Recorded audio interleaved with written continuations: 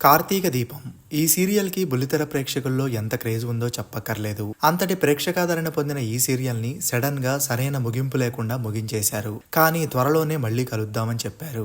చెప్పినట్లుగానే స్టార్ మా కొన్ని రోజుల క్రితమే కార్తీక దీపం నవవసంతం అంటూ సీజన్ 2 ని అనౌన్స్ చేశారు. ప్రోమోని కూడా రిలీజ్ చేసి ప్రేక్షకుల్లో హైప్ ని క్రియేట్ చేశారు. అయితే కార్తీక దీపం 2 కి కానీ సీజన్ 1 కి కానీ ఎలాంటి సంబంధం లేకుండా ఒక కొత్త కథని చెప్పబోతున్నారు. తమిళ్లో సూపర్ హిట్ అయిన చెల్లమ్మ సీరియల్ కి రీమేకే కార్తీక దీపం నవవసంతం.